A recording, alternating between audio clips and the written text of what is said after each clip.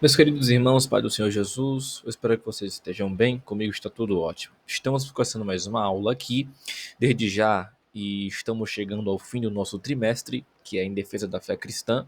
Nosso trimestre já está chegando ao fim, né? E daqui a alguns dias, uns 20, 30 dias, já chegaremos ao fim e daremos início a uma nova jornada. Eu sugiro aos irmãos, recomendo que deem uma olhada no novo material que está por vir, no nosso segundo trimestre, que eu tenho certeza que será uma aventura muito teológica e proveitosa para o nosso conhecimento bíblico.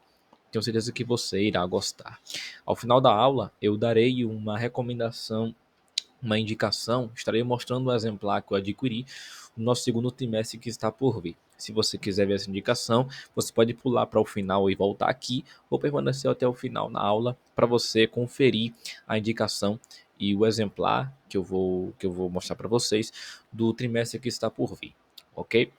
Bom, hoje aprenderemos sobre a lição de número 10, o tema O pecado corrompeu a natureza humana. Pois é, hoje nós estudaremos sobre a hamartiologia, que é a doutrina do pecado, ou a doutrina da iniquidade, da transgressão, do erro que alcançou todos os homens. Ok?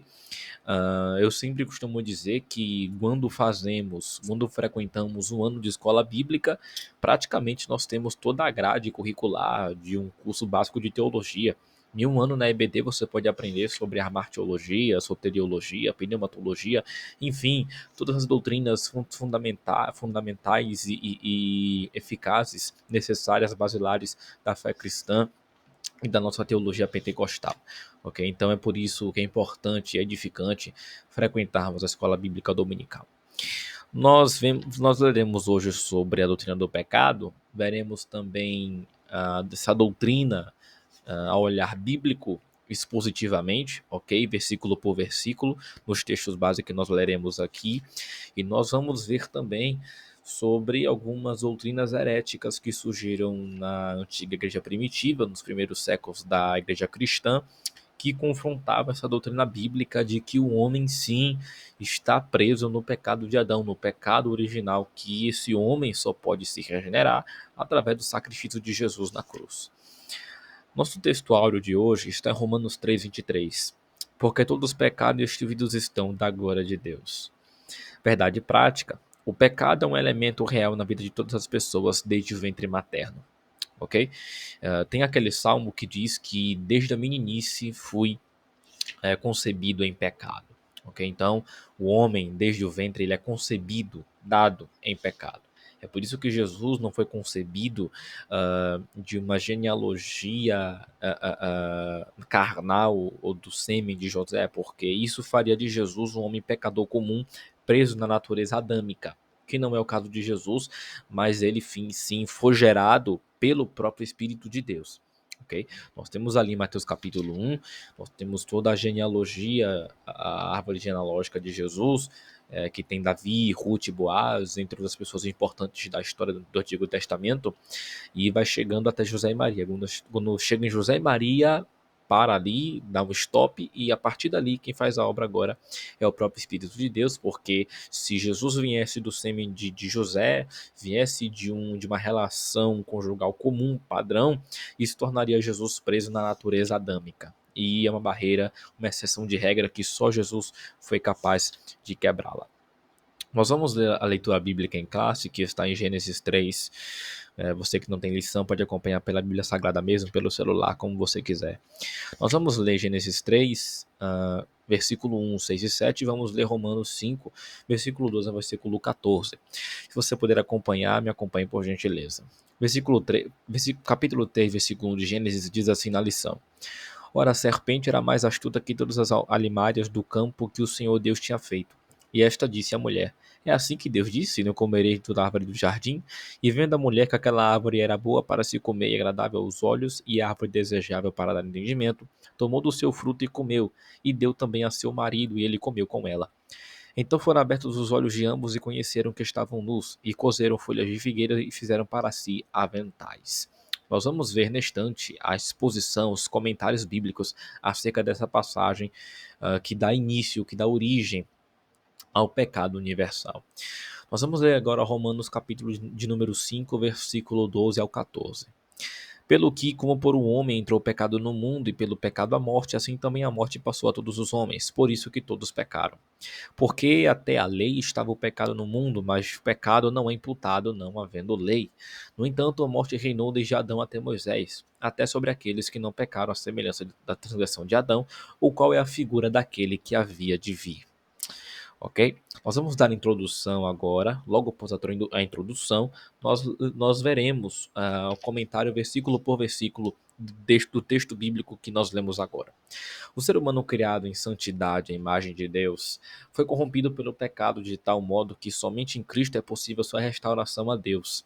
O capítulo 3 de Gênesis relata como o pecado entrou na humanidade e em Romanos 5, o apóstolo Paulo mostra a extensão dessa corrupção em todos os seres humanos. A presente lição pretende mostrar a origem e a dimensão do pecado na humanidade e de refutar, à luz da Bíblia, as principais crenças inadequadas, as quais são consideradas heréticas. Nós temos o primeiro tópico, que é a doutrina bíblica do pecado e a sua extensão.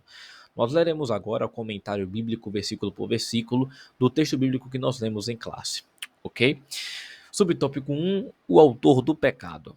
Adão podia comer livremente de toda a árvore do jardim, mas foi advertido para não comer da árvore da ciência do bem e do mal. Dela não comerás, porque no dia em que dela comeres, certamente morrerás. A gente percebe que Deus não dá uma sugestão, não dá uma alternativa, ele não deixa vago, não dá uma possibilidade, é uma certeza, certamente morrerás. Então Adão conhecia, era ciente e foi advertido dessa escolha. A Bíblia conta que o autor do pecado é a serpente que enganou Eva, e é o próprio diabo, ok? O diabo, Satanás, a antiga serpente, ok? Isso aqui é uma referência bíblica que está em Apocalipse capítulo 12, versículo 9. Então, a mesma serpente que estava no jardim do Éden, ok? É a mesma serpente que é Satanás, o diabo, ok? Aquele que é astuto e tentou até enganar Jesus na tentação do deserto. Era originalmente o querubim ungindo, perfeito em sabedoria e formosura. Referências que estão em Ezequiel 28. Que se rebelou contra Deus e foi expulso no céu. Isaías 14.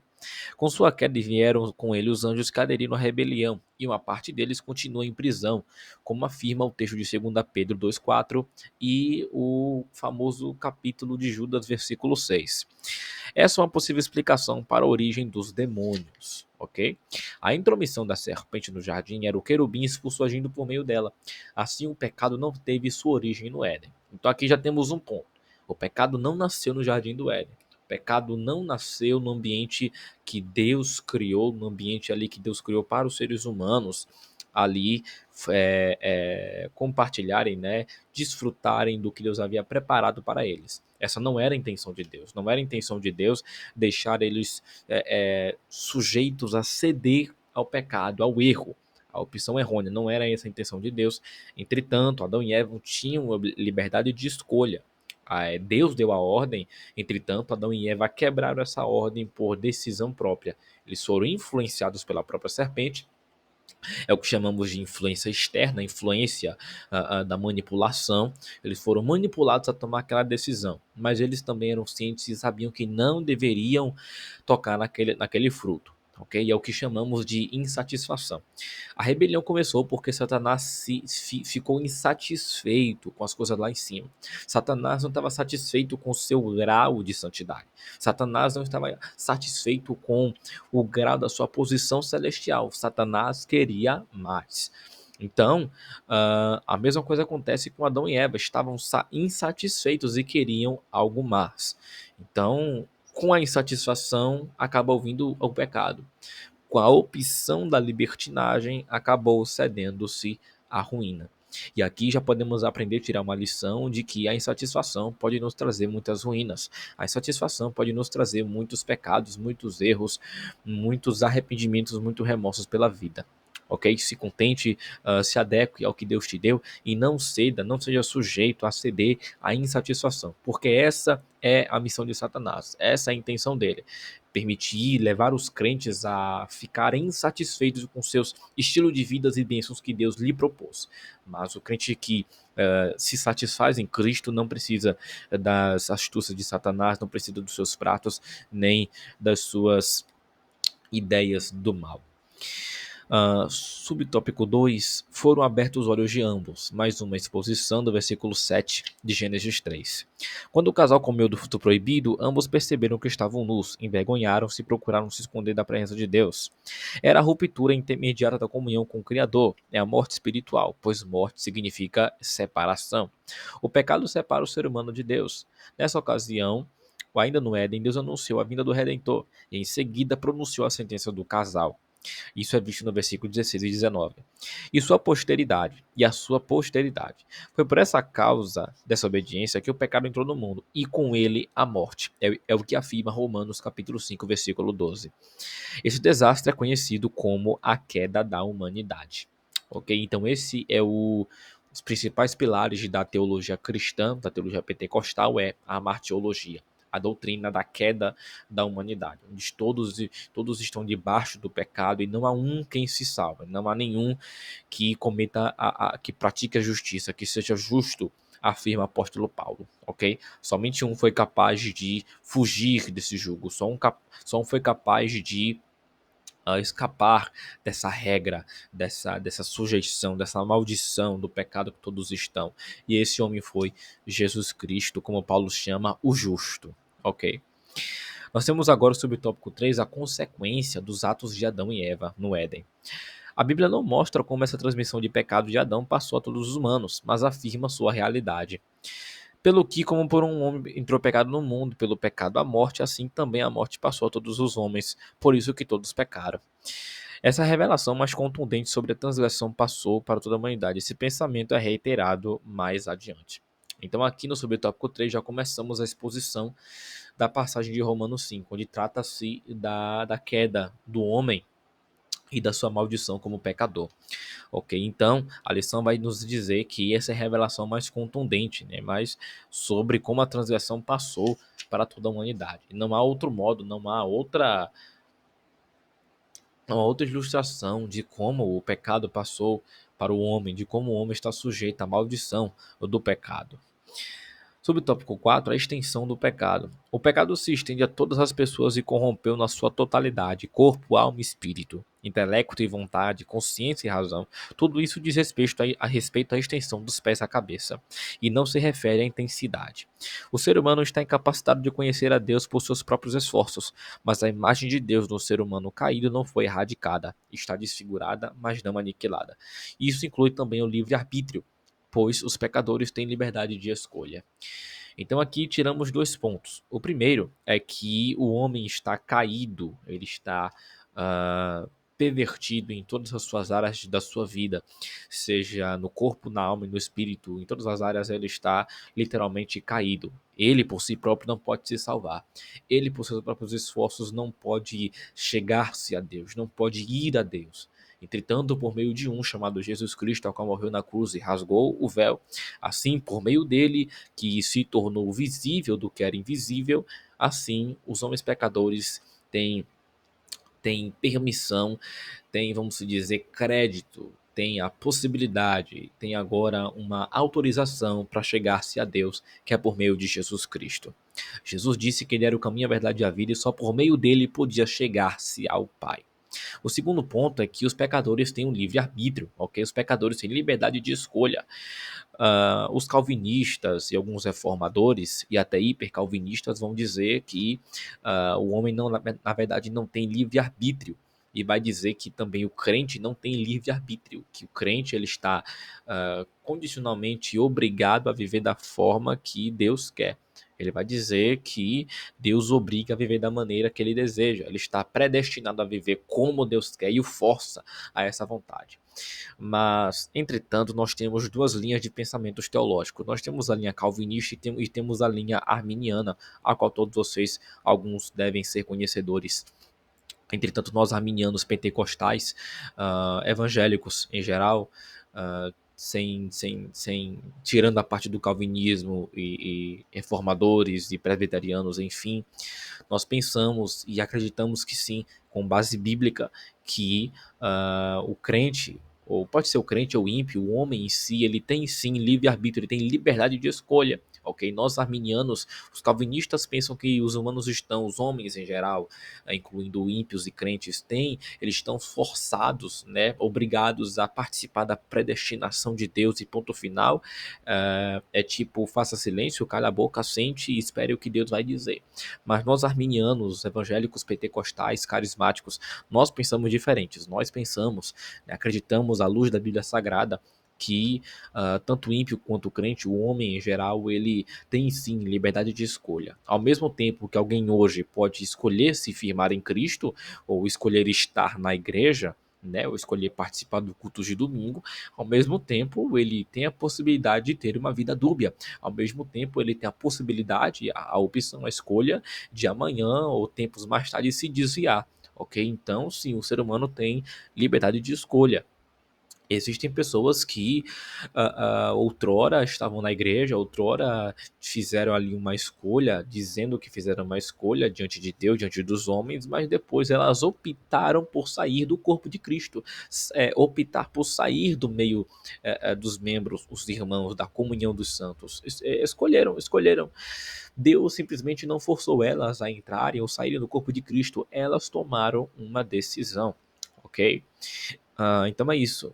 Os homens, sim, eles têm liberdade de escolha. As referências estão em João 7,17, 2 Pedro 3,5 e Apocalipse 22,17.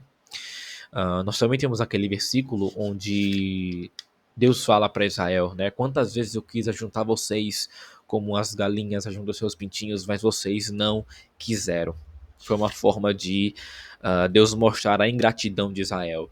Na verdade, é só lermos o Antigo Testamento, os profetas menores e maiores, que vamos perceber a incredulidade, né? E o afastamento de Israel para com Deus. Enquanto Deus queria um brilho para Israel, queria levantá-lo a nação novamente, fazer novamente uma costura, fazer algo novo. Enquanto isso, Israel declinava na idolatria, no pecado, na desobediência, no culto mal feito, como a gente vê em Malaquias capítulo 1. Né, o povo estava se degradando. E ali eles escolheram, né, enquanto Deus queria, Israel não queria. Nós temos agora o tópico 2, a heresia que nega a chegada do pecado. Nós vamos ver agora a heresia e depois vamos ver as heresias que circulam, ok, essa doutrina e negam que o homem ele não está sujeito ao pecado. É isso que essa heresia vai dizer aqui agora. Nós vamos começar com a doutrina herética do pelagianismo, ok? Eu sei que é familiar esse termo, certeza que você já viu em algum lugar, mas vamos ver agora com profundidade. O pelagianismo é a heresia mais antiga da história da igreja do tocante à pecaminosidade no gênero humano, e o nome vem de Pelágio, que era um homem, assim como todos os outros heresiarcas, um monge erudito britânico, que viveu ali entre 360 depois de Cristo e 420, que se transferiu para Roma em 409. Ok? Ele foi contemporâneo também de Agostinho de Hipona, é um pai da igreja muito conhecido aí, certeza que você já leu alguma obra dele, que viveu ali também, né, entre 354 e 430 depois de Cristo. A princípio, a sua doutrina deve acolhida popular e não era considerada herética porque parecia se tratar de um assunto meramente ético e não teológico.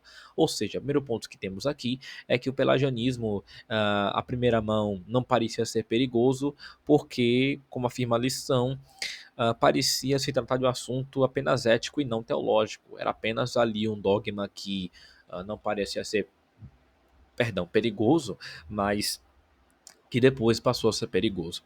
A controvérsia não foi desencadeada pelo próprio Pelágio, mas com Celestio, jurista romano de origem britânica, um dos principais porta-voz das ideias pelagianas.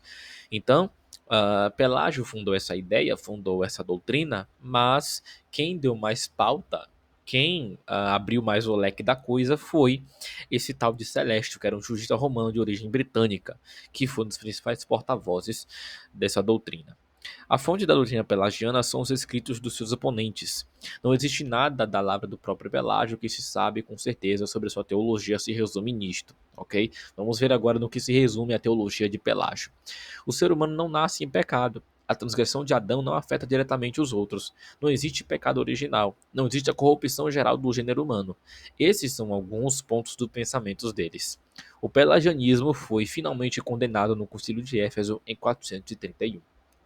Então aqui já podemos ver que a afirmação de Pelágio, do próprio Pelágio, né, e do pelagianismo em si, e dos seus expositores, de que eles pensavam que, primeiro, o ser humano não nasce em pecado. E isso é um erro, já que o próprio livro dos Salmos e toda a doutrina bíblica do Novo Testamento afirma, revela-se por si só, que o homem, sim, quando nasce, ele nasce em pecado. E essa essa essência caída, adâmica, vai se revelando aos poucos.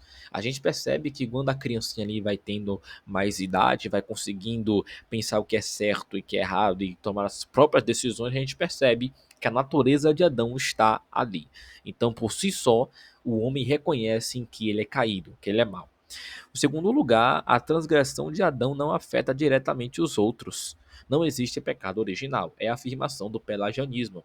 Mas sabemos que isso é totalmente errado, herético. Haja em vista que o próprio Paulo afirma em Romanos capítulo 5 que Romanos é o livro, haja quem diga que é o livro mais teológico de Paulo, é o livro que mais fala sobre salvação e sobre a doutrina do homem, do antropocentrismo e a martiologia. O Romanos é o livro mais profundo na teologia, e haja em vista que Paulo fala sobre isso. Ele diz: não, o pecado, a transgressão de Adão passou a todos os homens estão destituídos. Sabe qual é a definição da palavra destituído? Significa que a pessoa já foi da graça, mas agora não é mais. Destituídos, tirado. Ok? O próprio Paulo vai afirmar, contrapor essa doutrina herética. A quarta afirmação é de que não existe corrupção geral do gênero humano. Então agora o pelagianismo vai afirmar que não existe a corrupção geral do gênero humano. Ou seja, ele agora vai dizer que os homens não estão corrompidos no pecado, não estão malditos pelo pecado. Mas isso é mentira. Nós sabemos que o ímpio por si só não pode se salvar. Nós sabemos que as escolhas do homem mau não são boas. Nós sabemos que as intenções profundas de um ser humano comum não são boas e nenhuma delas levam a Deus por causa do que aconteceu no Éden. É muito simples. Nós vamos agora para o subtópico 2, a morte de Jesus em favor dos pecadores. Por essa razão, o Alcorão nega a crucificação e a morte de Jesus. Com esse argumento, conclui que não havia necessidade de Jesus morrer pelos pecados da humanidade. Por isso, o Alcorão rejeita o sacrifício de Jesus. A cruz de Cristo sempre foi um escândalo para o mundo, uma ofensa para os que estão nas trevas. Então, a lição também afirma que, por causa disso, por causa do motivo de que Jesus se sacrificou em prol de nós, como diz Paulo, se tornou pecado para nos salvar do pecado. Ele não pecou, mas se tornou o próprio pecado. Por isso que Deus Pai o havia abandonado na cruz, porque Deus não podia ter comunhão ali, contato com o pecado, né? Ali o céu se fechou para Jesus, o sol não deu seu brilho, porque Jesus se tornou a própria iniquidade, não cometeu iniquidade, mas se tornou a própria iniquidade e pagou um alto preço por mim, por você. Então é por isso. Por isso, o Alcorão vai dizer, né, o Alcorão diz, eles negam a crucificação de Jesus. A gente viu aqui outras aulas passadas que o Alcorão, o Islã, eles negam a corporidade de Jesus, sua divindade, sua crucificação e a sua ação, né, como redentor do mundo. Eles negam isso, eles concluem, né, que havia necessidade de Jesus morrer pelos pecados da humanidade. Né? Por isso o Alcorão rejeita o sacrifício de Jesus e a cruz de Cristo. A lição traz essa aplicação de que a cruz de Cristo sempre foi um escândalo para o mundo. Ok? Isso é revelado em 1 Coríntios 1:23, que quando Paulo vai falar com os coríntios, ele fala, né, quando eu fui falar com vocês, eu só quis saber de Cristo crucificado, né, que se eu não me engano é loucura para os judeus e parece que eu esqueci agora, mas tem a ver com loucura para os judeus e para os gentios, né? Porque para os judeus era loucura dizer que através de um sacrifício humano, através de um homem que se diz filho de Deus e morreu na cruz, era loucura dizer que através dele temos salvação, né? Então é loucura para os judeus. Nós temos agora o tópico 3, o perigo dessa heresia para a vida do crente e da igreja. Vamos ver agora essas heresias no mundo atual, como elas se apresentam. Pensamentos pelagianistas em nossos dias. Sobre o tópico 1. Essas ideias ainda estão nas religiões reencarnacionistas de hoje em dia, que negam a queda do Éden. O movimento religioso denominado Ciência Cristã nega sim a existência do pecado no mormonismo. A transgressão de Adão não passou para a raça humana. Cada pessoa é responsável somente pelos seus próprios pecados. Então aqui já temos o primeiro tópico, já temos a primeira igreja, a primeira heresia atual, que nega que o homem em si ele é caído, que nega que a transgressão de Adão e Eva passou para nós, né? Passou para a humanidade em si. Né? E não é somente a lição que diz isso. No credo oficial do mormonismo, da sua biblioteca teológica, nós podemos perceber que os mormons eles acreditam sim que cada um é responsável pelos seus próprios atos e acreditam que a humanidade não está caída, não está corrupta. Eles afirmam que isso é mentira, ok? Mas nós sabemos que pela Bíblia Sagrada isso está equivocadamente errado.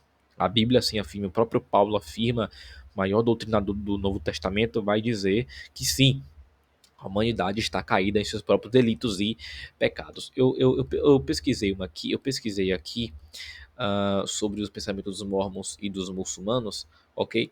E eles pensam assim: os mormons e os muçulmanos compartilham a crença de que a doutrina do pecado original não existe, e assim, ambos acreditam que as pessoas não são punidas por pecados ou feitos por Adão e Eva, e seus filhos não são responsáveis perante Deus por suas ações até que tenham alcançado a idade da responsabilidade. No mormonismo, isso é por volta de 8 anos de idade, e no Islã é com a idade da puberdade. É aqui que terminam as semelhanças. A punição do mormonismo é não ser capaz de habitar com Deus no terceiro céu, ok? Aqui entra aí alguns pilares da fé cristã deles lá, né? Mas eu queria ler só até aqui mesmo que fala sobre o pensamento deles em relação ao pecado, ok? Então é uma coisa muito perigosa.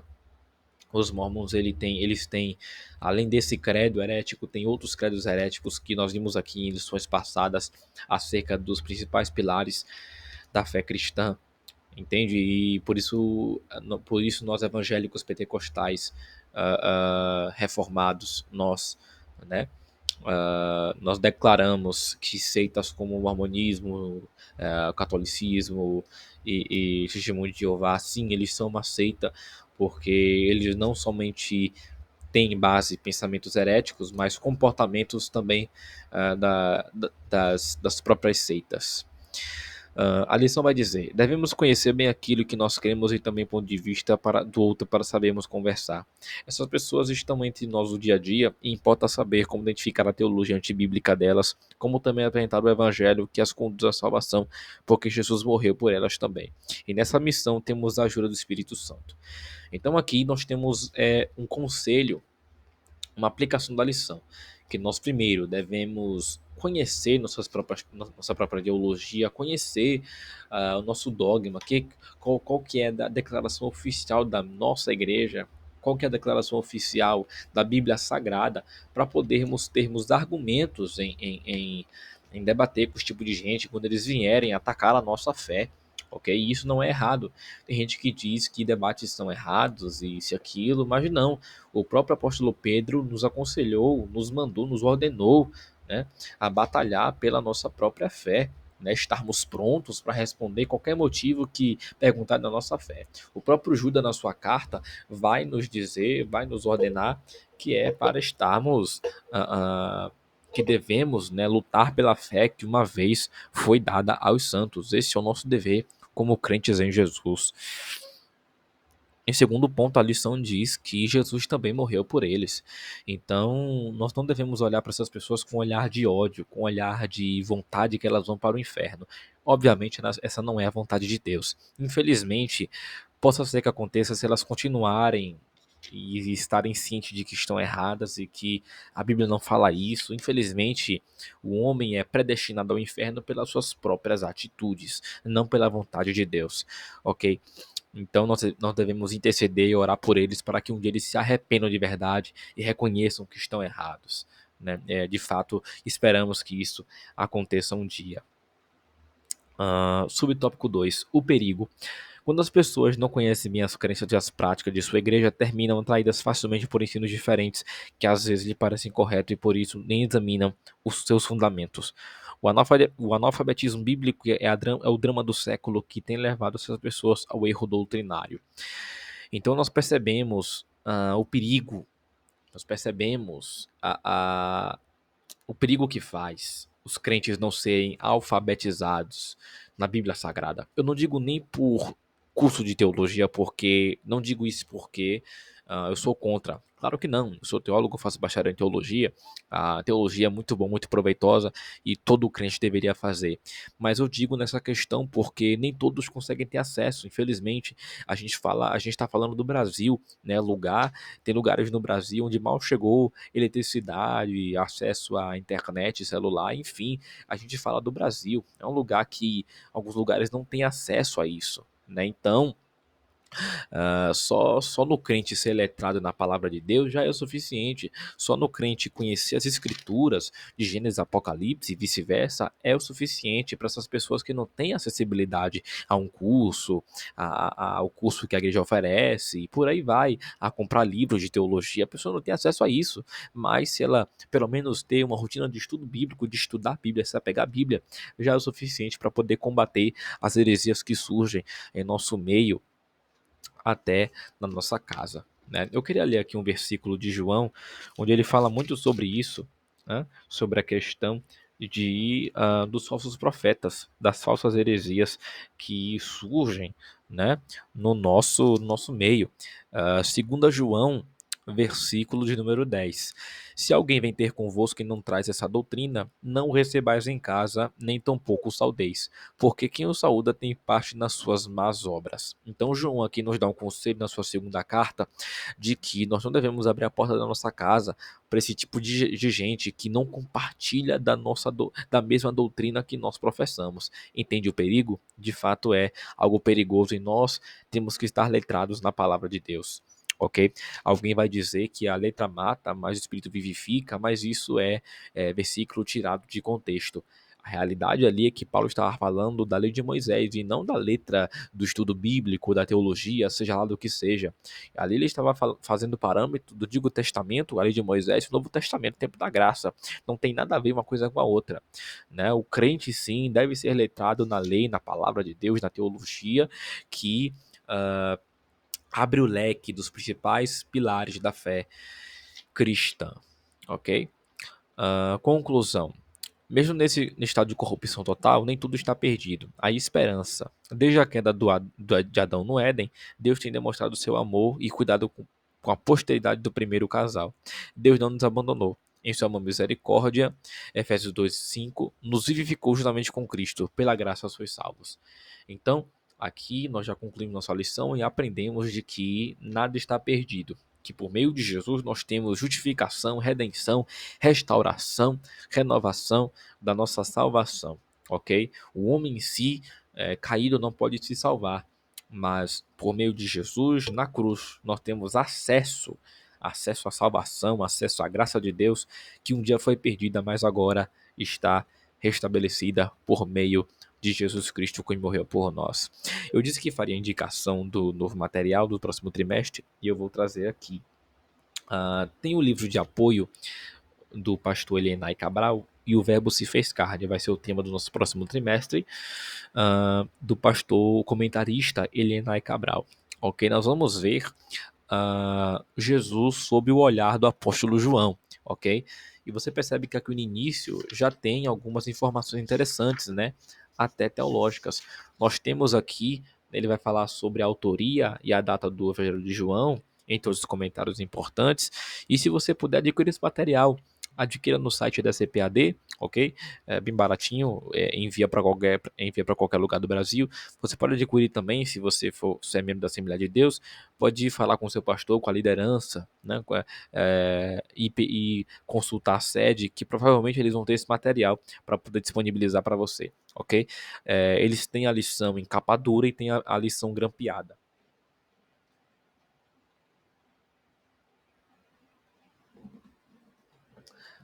Achei.